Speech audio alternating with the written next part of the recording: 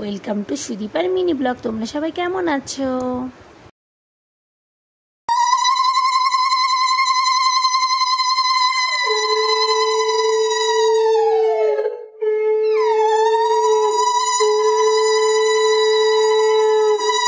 আমরাও খুবই ভালো আছি। দিনটা ছিল 29শে জুন, আমার সোনার জন্মদিন। তো দেখো, সেই উপলক্ষে আমরা ছোটোখাটো একটা আয়োজন করেছি।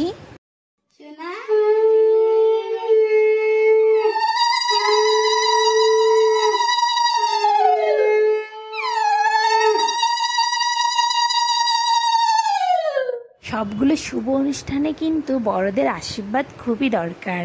তার জন্য সোনার দাদুভাই আগে দিয়ে দিল সোনাকে আশীর্বাদ, তারপরে দিচ্ছে সোনার ঠাম্মি। আর তোমরাও সোনাকে আশীর্বাদ করবে, ও যেন অনেক ভালো থাকে আর অনেক বড় হয়, মানুষের মতো মানুষ হয়। তো দেখো, সোনা ওর মামার কোলে, আর সোনা খুবই খুশি। এখন সোনাকে আশীর্বাদ করবে ওর দিদুন।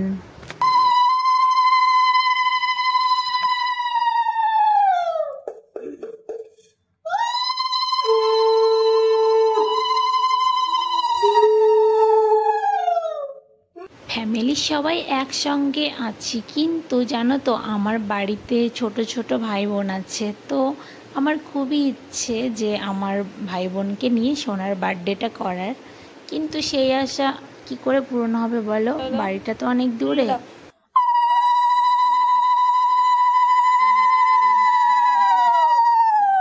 এখন দেখো, সোনাকে আশীর্বাদ করে নিচ্ছে সোনার সব থেকে কাছের, সব থেকে প্রিয় মানুষ, সোনার পাপাই।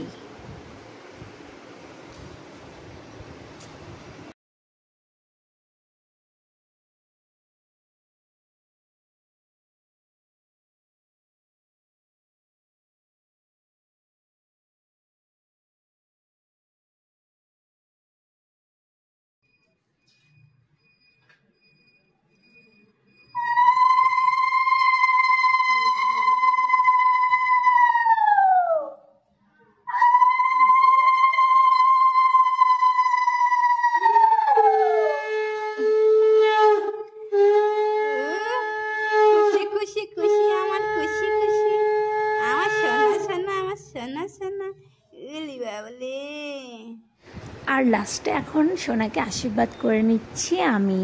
আর তোমরা হয়তো জানোই যে কোনো সন্তানের জন্মদিন তার মা বাবার কাছে কি একটা আনন্দের দিন।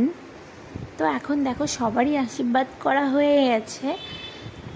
এখন সোনার খুবই খিদা পেয়ে গেছে, বেলা বেজে গেছে 2টো। তাই এখন আমি আমার ভাইকে বললাম যে সোনাকে খাইয়ে দিতে। তো দেখো, এখানে 5 রকমের ভাজি করেছিলাম, মাছের মাথা দিয়ে মুগ ডাল, আর হচ্ছে পটল আলু চিংড়ি, আর মাছের ঝোল, আর আমের চাটনি, আর ফল, স্যালাড। তো এই হয়েছিল আমাদের দুপুরের মেনু। আর রাত্রে হবে, রাত্রে কিছু লোককে আমি বলেছি, তো তারা আসবে, তারপর কেক কাটিং হবে। তারপরে দেখো, সোনার মামা সোনাকে এখন সব কিছু দিয়ে মেখে এখন খাইয়ে দিচ্ছে। আর তোমাদের সুদিবার কিন্তু বসে থেকে থেকে আর ভালো লাগছে না, তো ওঠার জন্য খুবই বিরক্তি করছে। তারপরে দেখো, সোনার মামা সোনাকে একটু খাইয়ে দিল, তারপরে এখন আমি সোনাকে খাইয়ে দেবো। আজকের মতো মিনি ব্লগটা এই পর্যন্ত, বাই।